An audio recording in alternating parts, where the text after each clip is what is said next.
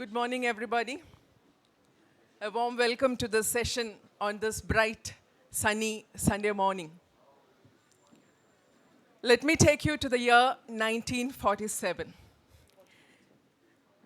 Salman Rushdie introduced to us Salim Sinai, one of the Midnight's children, the person with the bulbous and rather ungainly and ugly nose who stumbles his way through life, probably stumbles down the way from riches to rags. Definitely not somebody who's a picture of success, elegance, or elan. And here is someone else who calls herself the daughter of the Republic, born a few days before the birth of Salim Sinai. Here is a person who spells success in all that she does. I would like to introduce to you our guest as the epitome of the successful India, the epitome of the bold India, the epitome of the vibrant India, the one and only Shobhaa. A very warm round of applause to welcome our guest. Thank you very much.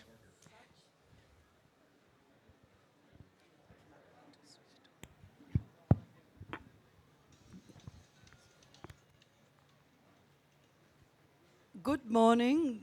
Good morning, everybody. It's great to be here on a Sunday and see so many enthusiastic readers and people who give people like myself an opportunity to interact, to talk, to exchange views.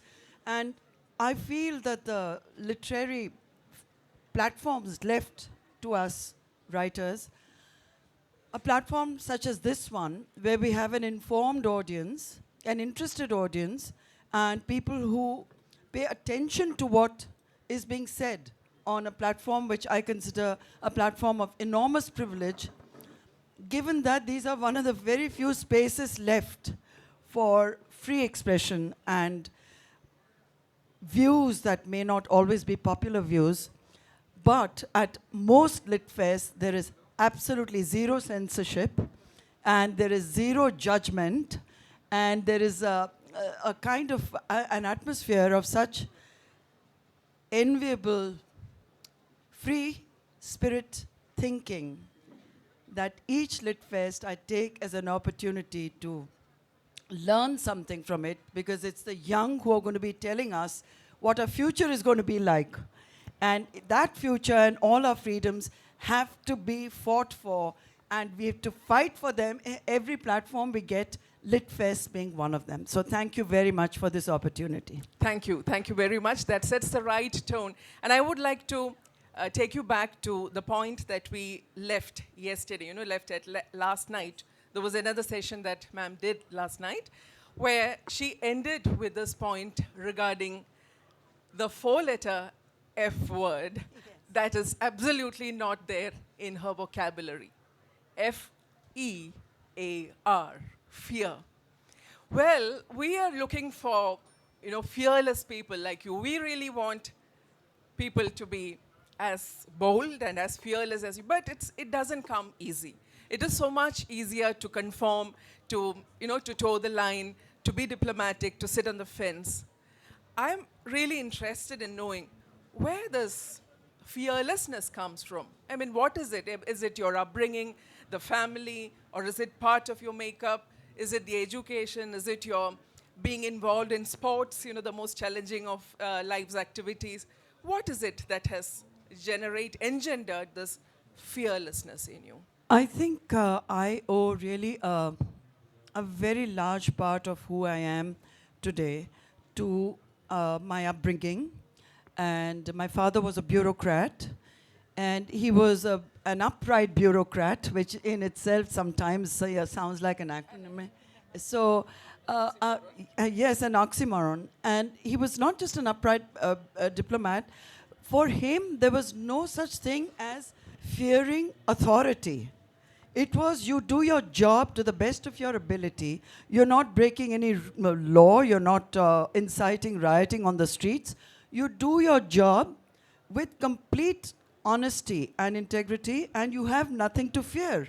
So this was a message that was communicated to all of us as children, and it was something we took completely for granted. Of course, my siblings preferred a far more conventional career path.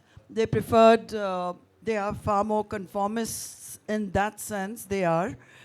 But despite all of that, and I respect their choices, I have to say that my parents, both of them, were progressive enough, and I'm talking about the 50s and 60s, mind you, where and a bureaucratic background and family born and brought up in a certain very, very conservative on many levels way. But the progressive aspect, the truly progressive aspect, is that at no point were career choices thrust on us. And at no point were we told that my brother will get preferential treatment or that the limited resources that my father had as a government servant, that more resources will be allocated for my brother for his education. We made our choices in that kind of an atmosphere. Later in life as well, when we all chose to marry partners, there was no attempt from our parents to say you must marry within the community, within the caste, within religious boundaries. We chose our own partners. As it turned out, all of them outside our community and almost all of them outside the caste. Now, for a person to set that kind of a model for all the children, I think is remarkable given his own background and given the time we lived in. And subsequently, of course, my husband has played a very big role, he's right there, in standing by me in extremely trying circumstances. I know a lot of people who may not have had the pride, the courage, and the belief in their partners to say, no matter what, we are there for you and I'm there for you. And I'm talking about times where, I've been under police protection, I've been the target of right-wing mobs, and much more. And at an early stage in our marriage, when again I was facing sedition charges, would you believe it, for treason and for acting against the state, and during the well, it's too long to go into, but at any rate, and as a business person, I'm sure he must have faced quite a lot of comment from colleagues, and a lot of comments from people in his circle. It could have damaged his business interests to be with someone like myself, but at no point was I made to feel apologetic or even indirectly told that I should change my position on what I stand for. And that continues. We may not always be in perfect sync or in agreement over our political value systems, beliefs, but we both are fierce nationalists. We believe in the future of the country. We want our children to be proud Indians. So it doesn't matter whether we are arguing about one government policy and not agreeing on the way it's been implemented. The point is that the fundamental belief remains the same. Well, hats off to that kind of camaraderie, and I wish that to many more couples out there.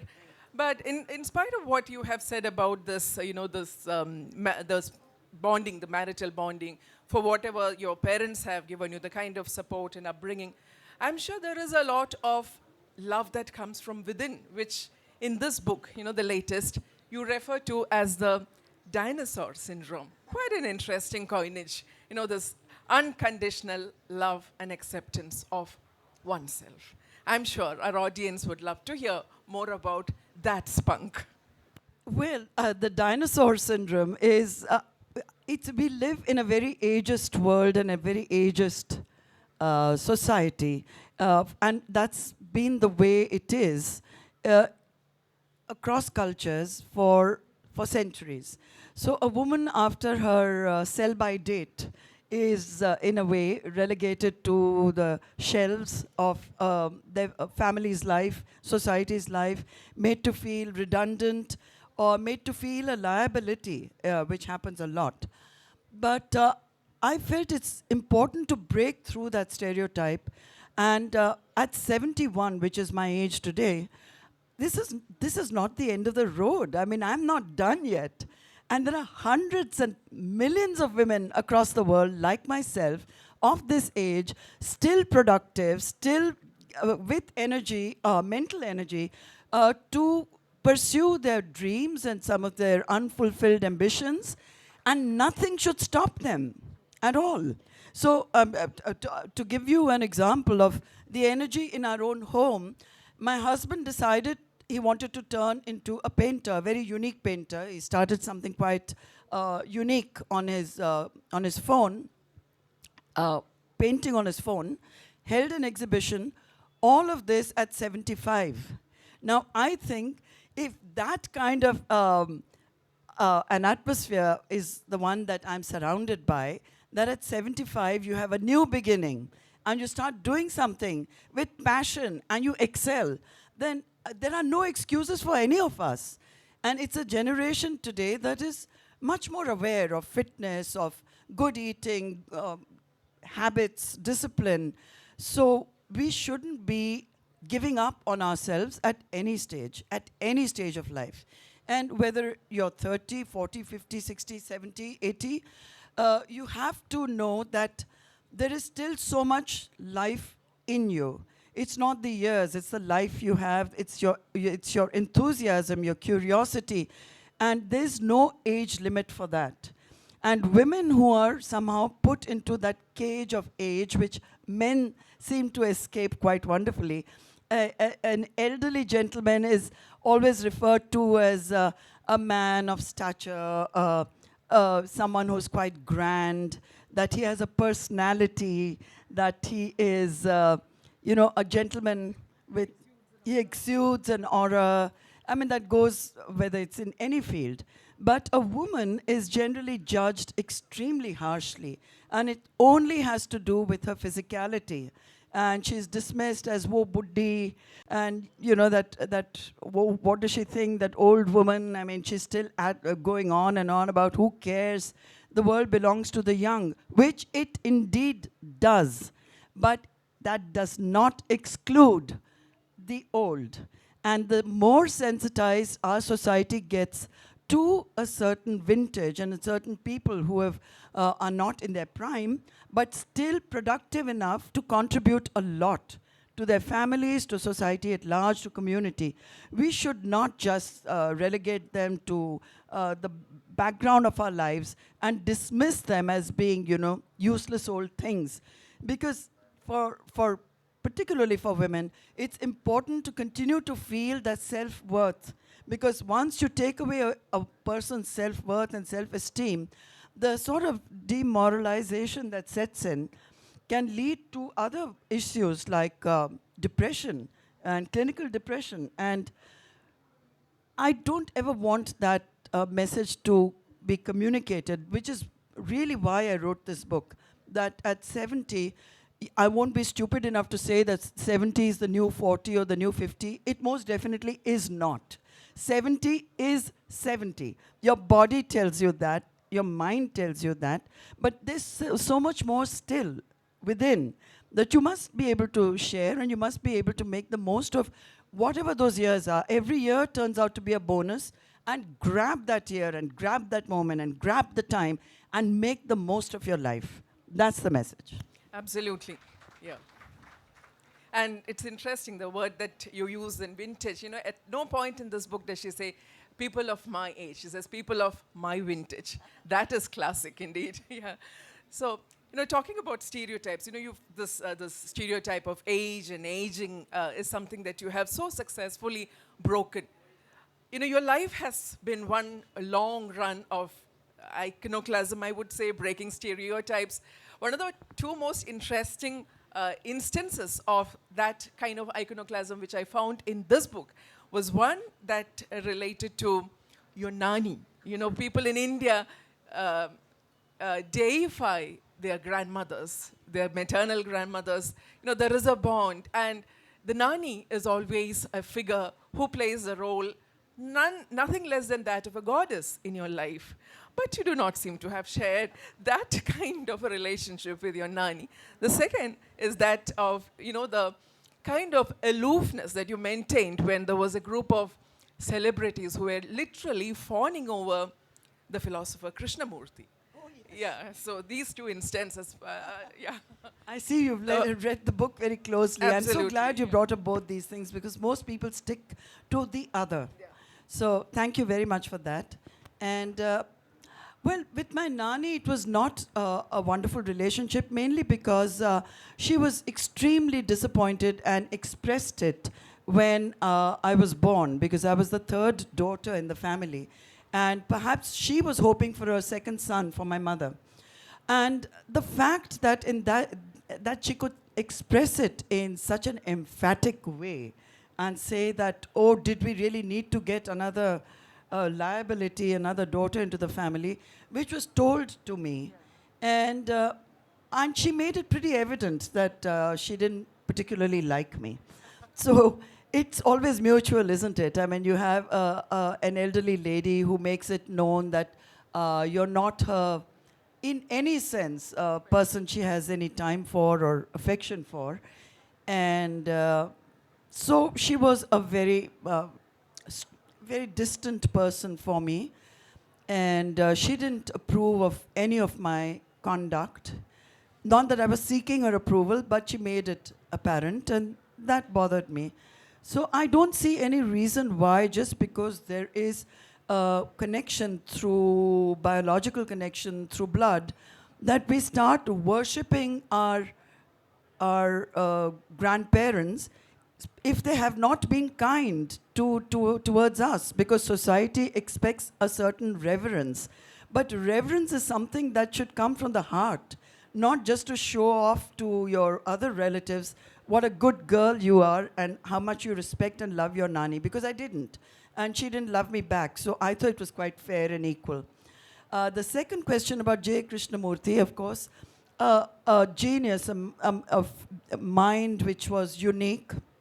His discourses were unique, but I always sensed a tremendous amount of condescension in the way he talked to a crowd that was a worshipful crowd. I mean, they were actually falling at his feet.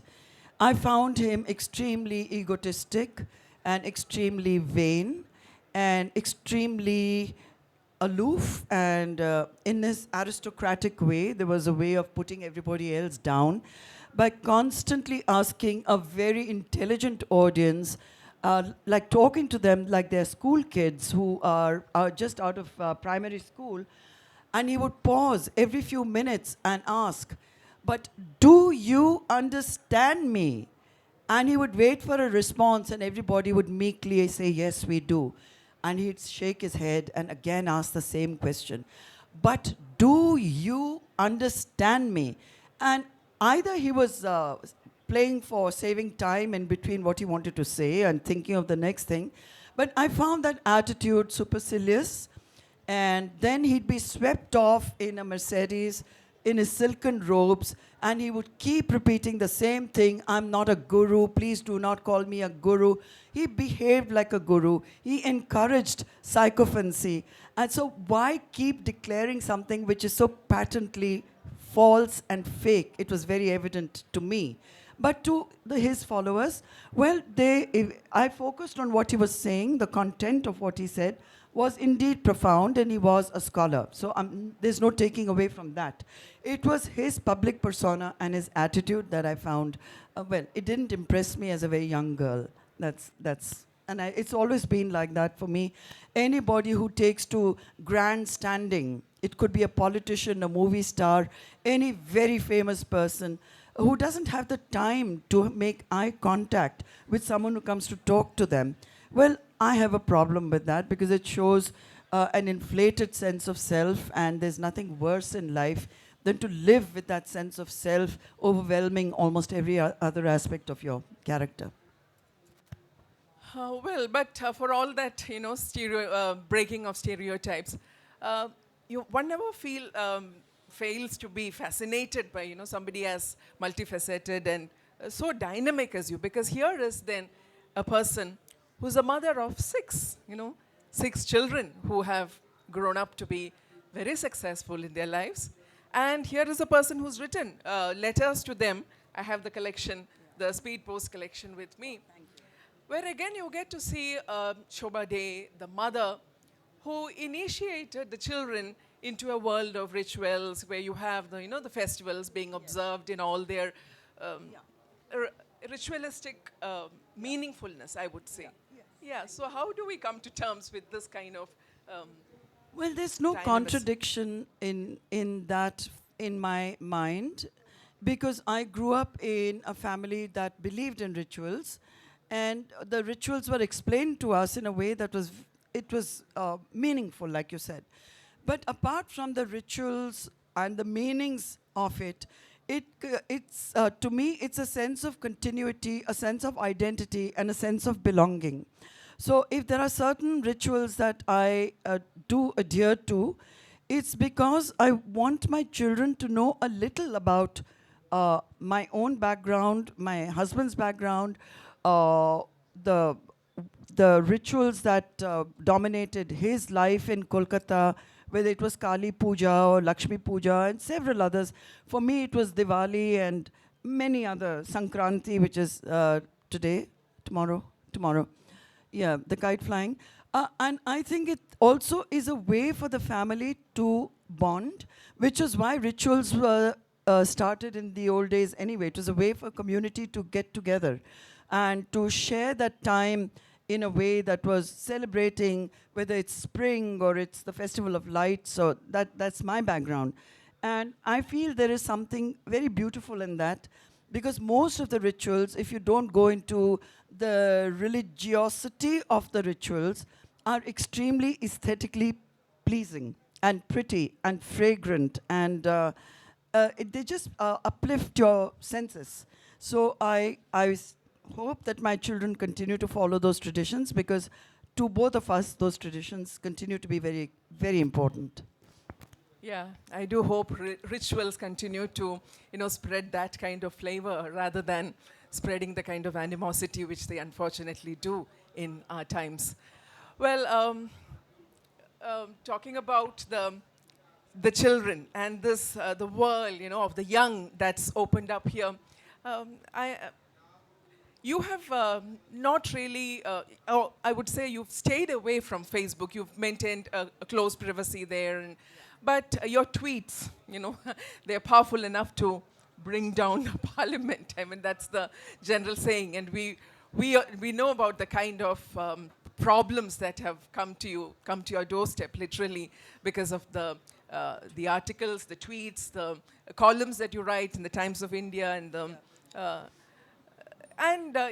that world out there, the world of social media, the explosiveness of it. I'm sure the youngsters here would like to hear your views about the explosive dynamite that they're handling when they enter the world of social media.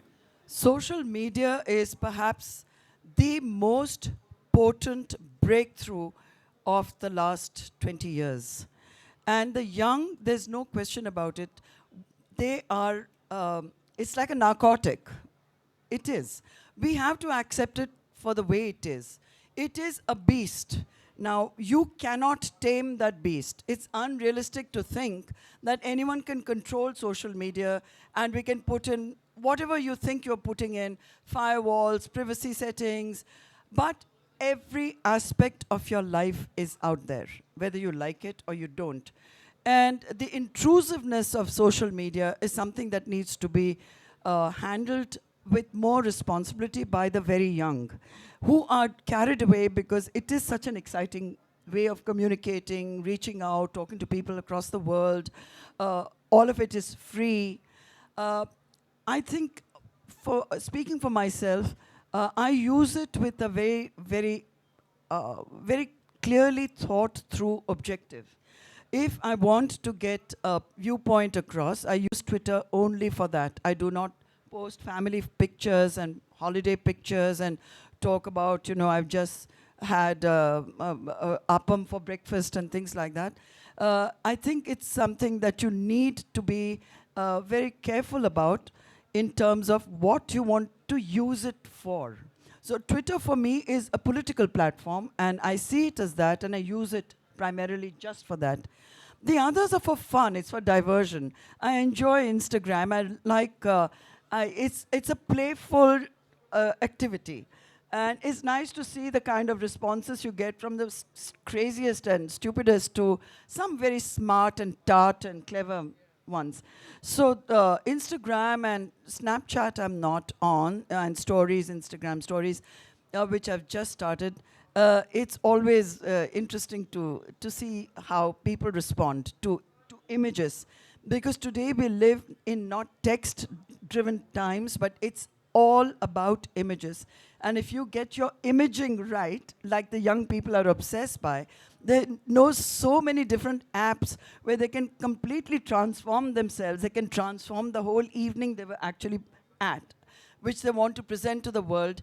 It is a medium which allows for fantasy and to create a life and an identity for yourself, which may be far removed from reality, which is what a lot of young people use it for.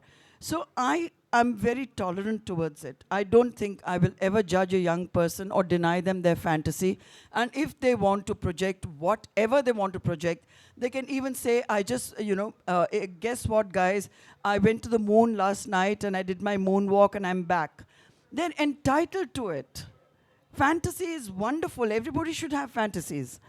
It's when it gets out of hand in terms of how it can affect young people, the likes and the rejections and the number of people who approve of their pictures.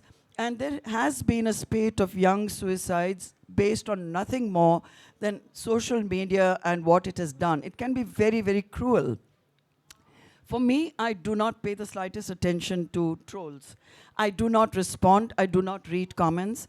I say what I need to say, and it's their problem. If they don't like it, it's not my problem, and I'm not going to defend myself or explain anything. It's there for you to read and interpret the way you want to. Now, having reached that point about the tweets, which are political in nature, your articles in, the Week, the Times of India, and so on, this is a speculative or hypothetical question that I would like to ask you. We know that, Shobhaa Day is averse to politics per se. She has received invitations time and again to contest the Lok Sabha elections, and she's just downright rejected them.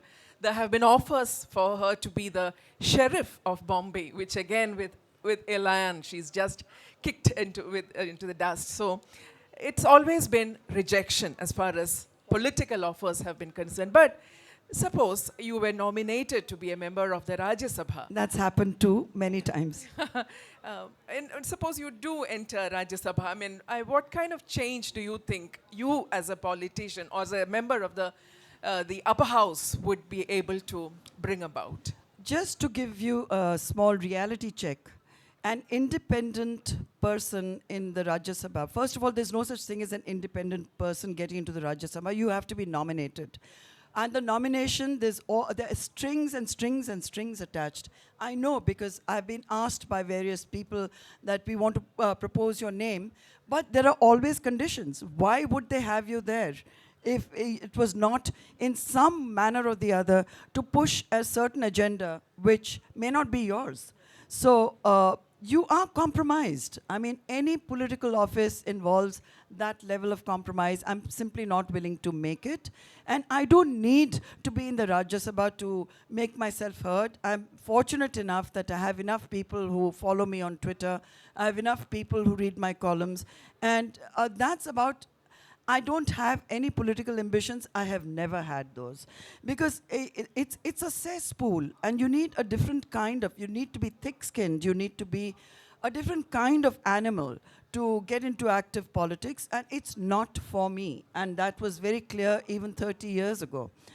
So that option simply doesn't exist in my book.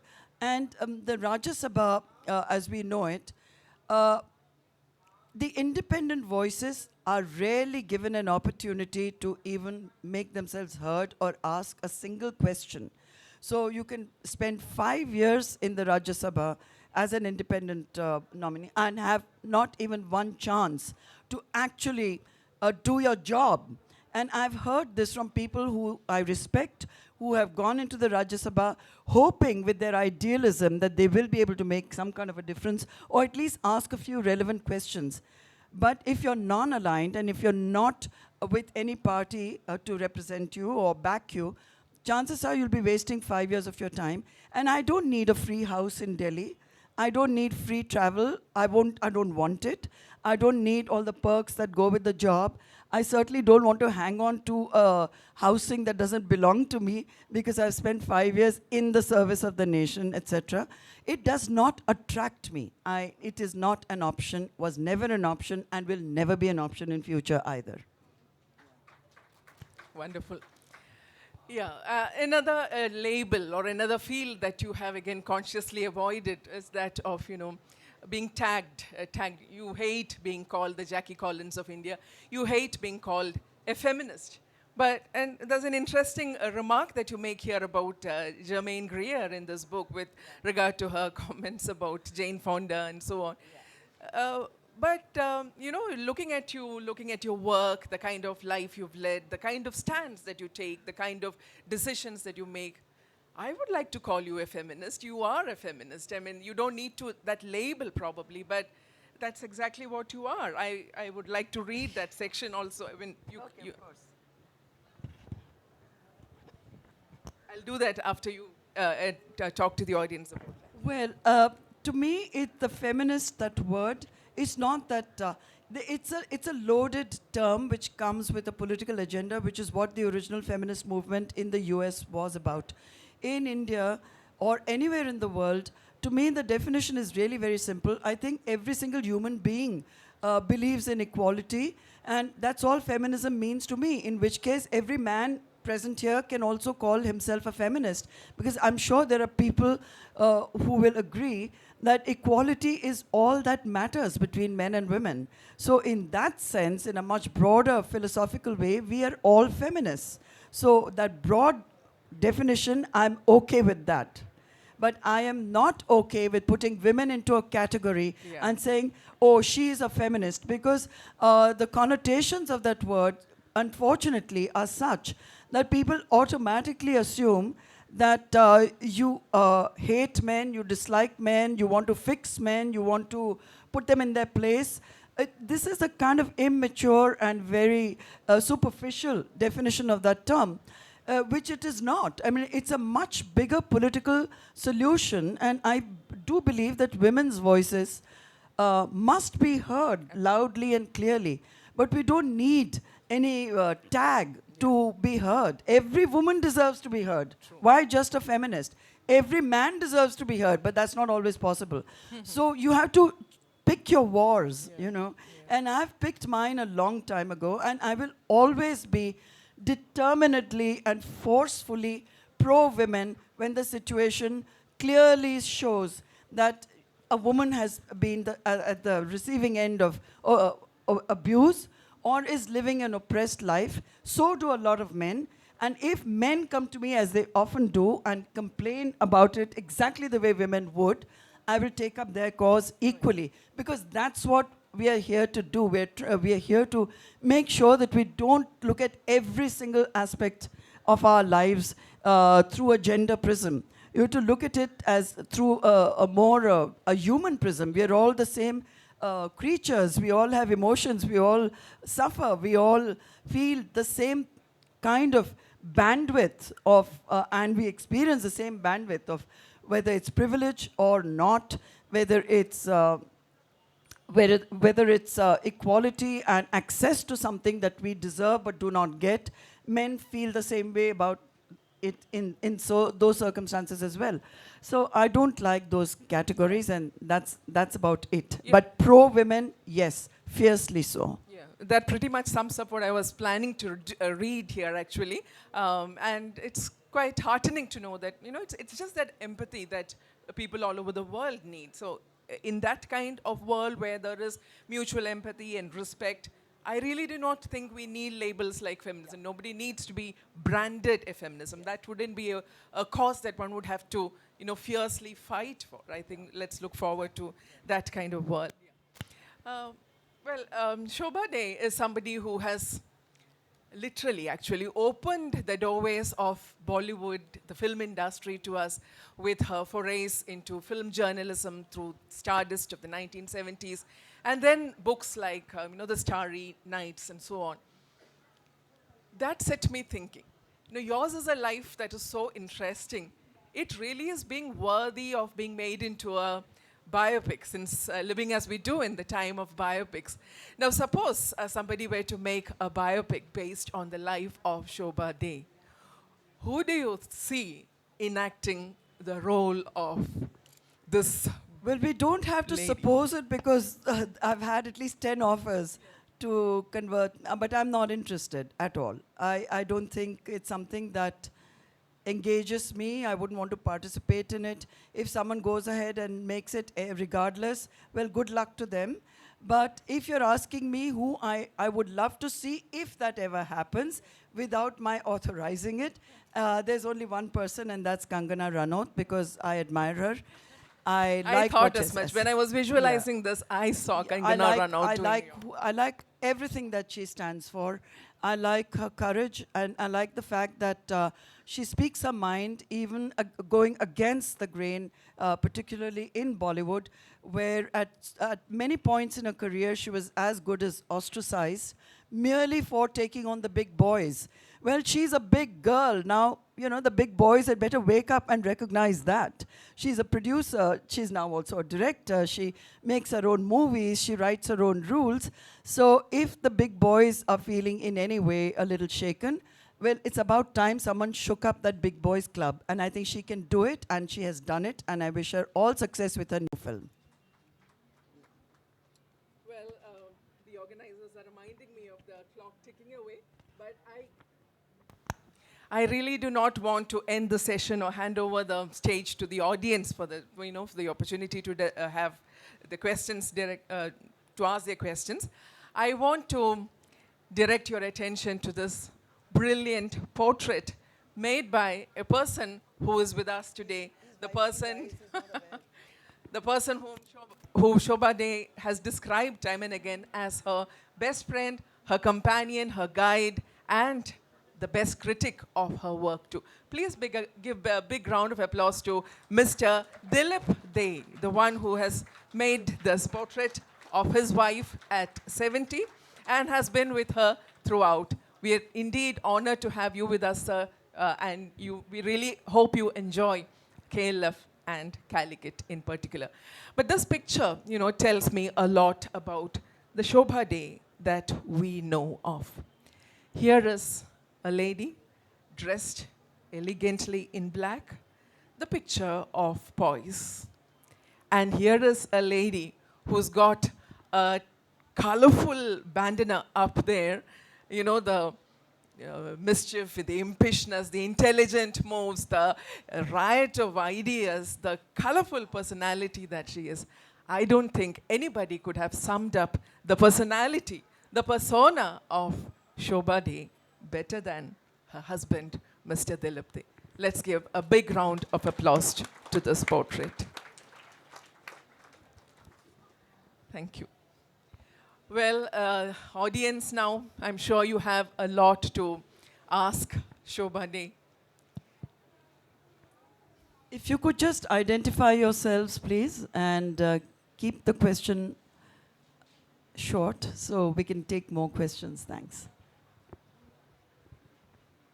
She's been described as the archetypal epitome of boldness and elegance. I remember the French Connection, the Champagne Festival, where you were honored, and where she was described as the person who is a combination of boldness and elegance. Yeah, we have a question. Can you hear me? Yes, I can. Okay, I am Manoj.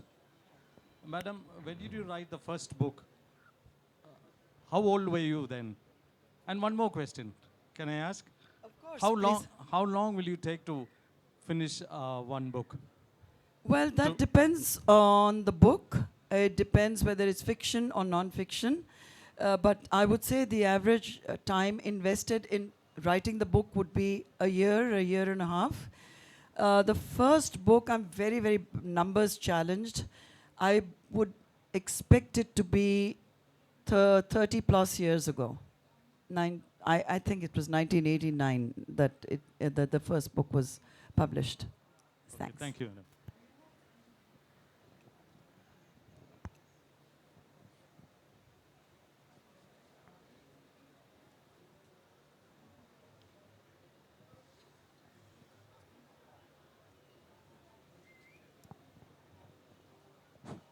Hello, madam. I am Shajil.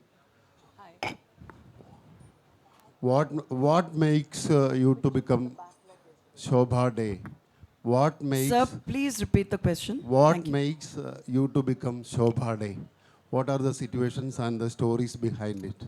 I think they're all in my books. It'll take me another, 3 sessions to even tackle a few of those. Life lived for 71 years cannot be compressed into a question and answer session. I'm so sorry. You'll have to read my books to find out a little more. But what makes anybody is, I suppose, your circumstances, your upbringing, your education, your exposure, your travels, your family.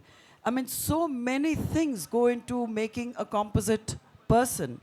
And all of us have great stories to tell. It's just that I've chosen to share some of mine with readers, and most of us maybe never do that. But every human being is a storyteller. And I also think that the stories that women are now narrating are so important for the future of the next generation and the future of the world, because women's voices suppressed for so many centuries are suddenly finding a platform, and people are reading and are listening, and they have the power and the capacity to really bring about changes that at this point we cannot even envisage. But there is something about women's intuition that has not been given its due recognition in the way the world order functions. And if more women were co-opted into decision-making processes of the world in a more meaningful way, if there were more women representing corporate ideals, corporate life on boards of important companies, if there were more women in leadership roles in politics, I'm sure the world from 10 years, Good, 20 yeah. years from now will be a very different world. I'm not saying a superior world, a better world, but certainly a different world. And we've had enough of this world. Yeah. So it's time to give women a chance to maybe make that contribution and see where it goes and see true. where it takes us. Absolutely. From the grassroots to the highest policy making bodies, I think we need to have more and more women. And that's a question that, I thought that the audience, it would come from the audience about, you are a woman that many admire. Who are the women that you admire, if there are any? There is a reference, of course, to Oprah Winfrey in this book as a person who, in her field has really made a mark for herself. I admire excellence and integrity and commitment to what you do. It could be the simplest thing. It could be you go to a small hamlet in India, anywhere in India, and you see a woman making a cane basket, for example. But the way she's making that basket, she is putting everything into making that basket perfect, according to her. It could be a basket that she may be selling for maybe 5 rupees or 10 rupees. But the commitment into making that basket is exactly the same commitment that I would put into writing a book. There's no difference. So to me, every single woman who is trying hard, struggling against tremendous odds to find a place for herself is my hero. So it's difficult to single out 10 women or 15 women. I admire a lot of women, contemporary women and women from our past, whether in politics, in the liberal arts, in cinema. So many, too many to name. But every woman to me is really a hero, because it is difficult in any culture, in any society, anywhere, to be a woman and to be able to stand up for yourself regardless of the consequences. And that makes every woman, to me, a very special person. You, yeah. You, You are such a multifaceted person and you have explored every areas of life. It's a personal question. What excites you more in the current Indian situation? Do you mean politically? Change excites me regardless, in any situation and in any way. And change is something that is always dynamic. It's a dynamic force. So I'm hoping to see some dramatic change in 2019.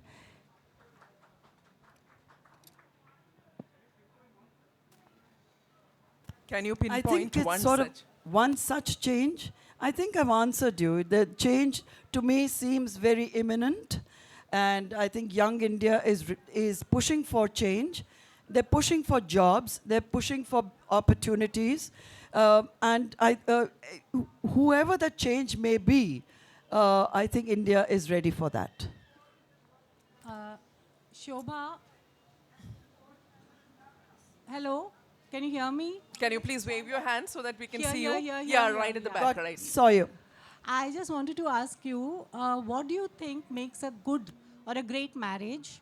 And a separate question, what do you see the future of marriage as an institution? Well, at the moment, marriage is going through a lot of turbulence, which is expected, because societies at large are in a transitional period of redefining relationships. In the last few years, we've seen radical change in the way we look at gender, for example, and same-sex marriages and the rights of the LGBT communities have also changed the paradigm of what is marriage. Is it between a man and a woman? Is it between two women? Is it between two men? Can it be a marriage which also includes more people in it? It can be, there are many variants to marriage itself. But as an institution, it is something that is binding and powerful and something worth investing in with a lot of intelligence and a sense of commitment. You've got to believe that you're going to make it work. And if you go into it with that belief, yes, you will work towards that. But if you go into it like a lot of young people today, and I'm not judging them, as something that's kind of an experimental phase, they can get into it because it just looks so beautiful on Instagram. So Instagram being the motivating factor for marriage, I'm quite scared about the shallowness of that kind of motivation. But other than that, there is no formula. I think it depends on the two people involved and what's important to them and how they work around it. It's never easy. It's one of the most challenging relationships in the world because it's not a blood bond. It is an artificial institution in that sense. It's two people almost contractually agreeing to stay for the rest of their lives together. So you can walk out of that contract if you wish to, like Jeff Bezos just has, and he's going to pay a huge price for being naughty. But that's today's reality, and the divorce rates in India have shot up I don't have the statistics, but they certainly are galloping at a pace that we would not have even imagined possible 10 years ago. So marriage is in a state of, I would say, it's in a state of flux, and let's see how it all pans out. Hello, ma'am. My name is Indu. My name is Indu. I'm a research scholar, and my question is related to research purpose. In yesterday's session, you said that after writing a book, you leave everything to the publisher. Means after finishing the book, the marketing session, the marketing part, you leave that with the publisher. You started writing before liberalization, and you're using different technologies like Instagram, Facebook, and all that. And you must have observed how young writers are using these platforms to connect very well with their readers. So how was this part pre-liberalization period? Because I was not there in that Yeah. time, so that's No, why. I love the way young writers today are reaching out to their readership directly and interacting with them and creating various platforms and apps where readers can ask them questions, they can participate in quizzes. Now, these are all things, strategies that are drawn up by extremely sharp, canny marketing teams within the publishing house. It's up to the writers to what extent they want to participate in that. All these marketing strategies are presented to every single author. You get to, well, people after my so many years in publishing, I get to say yes or no. I mean, I'm happy with this, or I don't have the time or the bandwidth for that. But I admire the young because they are not leaving it just to publishers. They're marketing themselves. And they very proudly call themselves brands, which I could never ever do because I think that's a very unromantic way of looking at a writer, to call that writer a brand. I'm not a toothpaste, I'm not a biscuit. I'm a writer. But for the young who do that, and they're doing it very successfully, it's a new way of getting your readers to read your books, and I think it's fantastic. Hi, this one, right here. Okay. Hi. Hi. Shobhaa, first of all, I think we should all commend you on the way you look at 70, which is fantastic. So from there itself starts the inspiration for a lot of young women out there, and even including me. I probably read a lot of your columns and magazines and stories as growing up. So there's a lot of influence that you have on me for sure. My specific question would be, I think you have a great advantage because you have lived your life and seen a lot of changes that's happened in India. And there's a lot of topics that you actually do cover, but my specific question would be, would you probably try and explore in your coming works from now on, where you can specifically stick with one topic or something that would be more towards the women empowerment? Because everybody broadly talks about women empowerment. It could be education, it could be a lot of characteristics. Is there some specific thing that you think would be, as you've seen India evolve and the generations evolve, is there something specific? No, it's something certainly to think about, but my entire body of work has been about exactly that, in my own way. It is only about women empowerment and making women have better self-belief and better self-esteem. So to compartmentalize it into a specific book addressed to women, it's not something I have planned or thought of. But certainly it's something worth looking at down the line. So thank you for offering that suggestion, because it's important that those of us who can, we must do what we can. Thank you. Yeah, I think there's one more question coming up. Yeah. My name is Mania, and I want to thank you first because for sharing such your experiences with us, and thank you for your time. I'm a 10th standard student, and in our classroom, we study a lot of things that is not connected with us. Like, we study a poem by William Blake, like The Schoolboy. It's about a boy who needs to go out the class and explore the nature. But we are studying that sitting in our class, and look, because we are studying something that we can't do. And it's totally something, I can't accept things like that, because we are teaching about freedom, but we don't have freedom. We are teaching about, you need to go, you need to be free, you need to fly, and we are sitting in the classroom and listening to that, and if you have a chance to change the curriculum, how would you do that? I would make every school an open school under 10s. I really would. Thank you for a wonderful question. Because our way of imparting education is so outdated, so archaic, so unexciting. I didn't enjoy studying at all because there was very little imagination involved. There was very little opportunity given to a student to express his or her specific identity, because there were too few teachers, too many children in one class.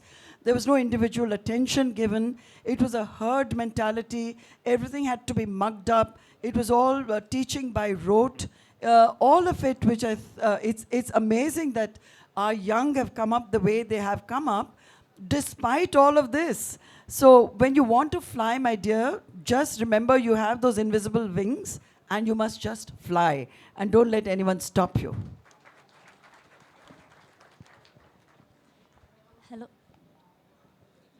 Ma'am, I'm Nida. You just said that you acknowledge women in every phases, but I just wonder that there are three books which the cover picture of that is woman, but the women in that pictures are representatives of that elite class. Why it doesn't show the other class?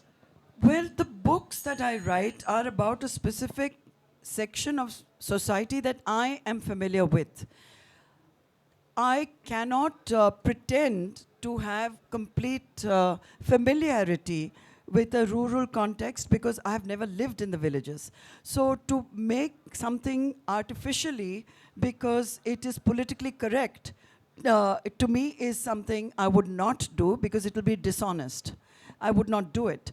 And having said that, I don't think there is uh, that any segment of our society, be it elite, middle class, or whichever class, needs to be excluded because they happen to be from that particular category. If whether it's the elite, they also have contributed in many, many different ways. I don't have to go into all of that. The successful people in our society will, to me, that is elite. To have the privilege of a good education is already you're part of the elite. To be able to pursue your dreams, to get a good job, to fulfill all your ambitions is already makes you elite. 90% or 80% maybe of our people don't have access to any of those things that all of us right now are talking about. Every single one of us, we are all elite. We are speaking in a language that is already termed an elite language. I write in that language. I do not write in Marathi, for example, which is my shortcoming. I didn't study my own mother tongue enough. As a child, I wasn't given the option to be able to communicate in Marathi, but I'm happy that there are translations.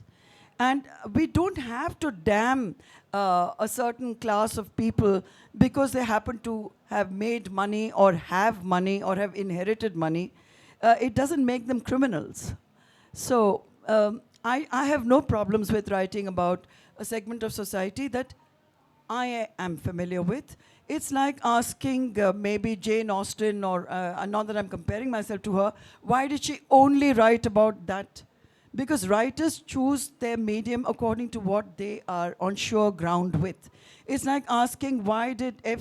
Scott Fitzgerald only, and he's one of my great literary heroes, why did he only choose to write about a certain segment of New York society? That's the society he knew best. But through that and through his work and through the works of many others, I hope through mine, you do get an insight into lives and worlds which a lot of us may not have any access to. And those worlds are not invalid. Bollywood is the biggest industry in film industry in the world. It has its own validity. And to write about it is also making a comment of a certain kind on what it means to be a part of that, the biggest film industry of the world, what it entails for those who are a part of it. So every kind of writing across segments and sections has its own validity. You have to see it in that context and not judge it. Thank you. This. I'm Lalitha. I enjoyed listening to this conversation, very interesting.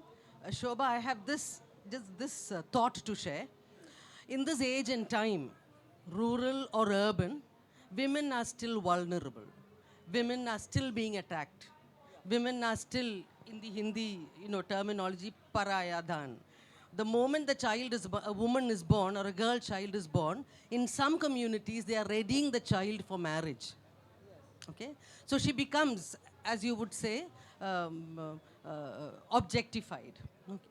Now, what I would like to ask you is, why is it that even now and in this age and time, we are looking up to governments for security for the woman? We keep asking governments, why aren't you making the roads safe for women? Why aren't you making the workspace safe for women?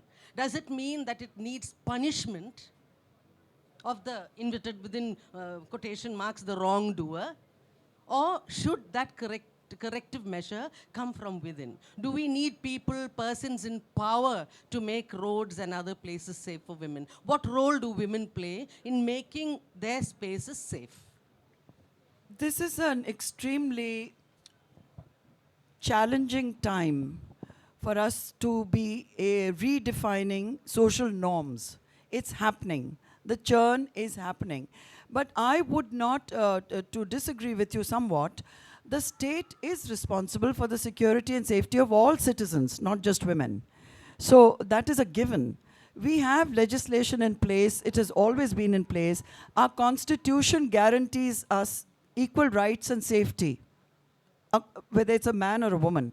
So you cannot possibly excuse the state from any responsibility. I mean, the police are responsible for maintaining law and order, for example, and they ought to be sensitized to take women's complaints more seriously. Now, unless that happens, how do we talk about ensuring safety for anybody? If a woman's her attempt to even file an FIR is up against such daunting odds, and the police pay no attention to it, and they trivialize a woman's complaints of even abuse, domestic violence, it is definitely a part of the entire process, which includes state responsibility. The state cannot be excused. As far as women are concerned, it is up to women and men, it's not solely women, within families to continue this conversation in a way that impacts boys and girls who are growing up, the future, tomorrow's citizens.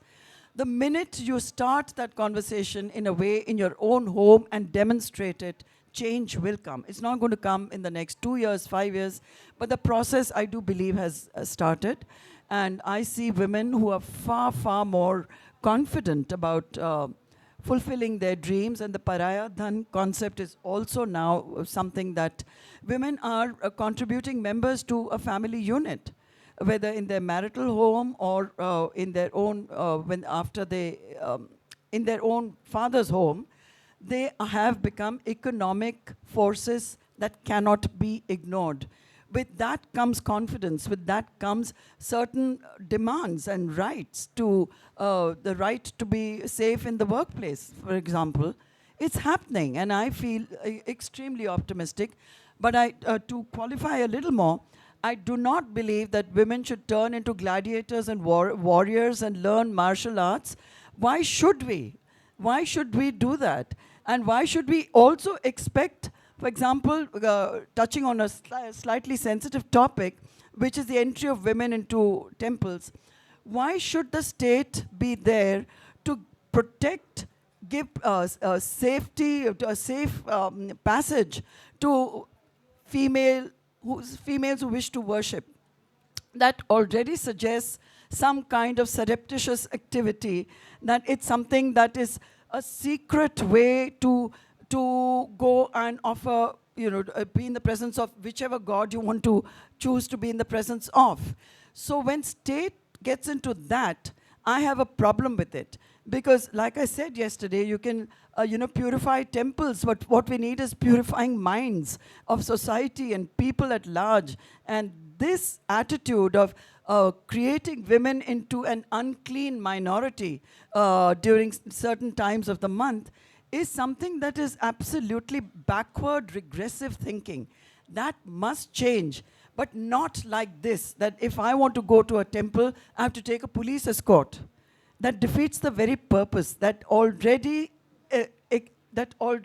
sort of anticipates trouble, and like you're almost doing something which is not accepted.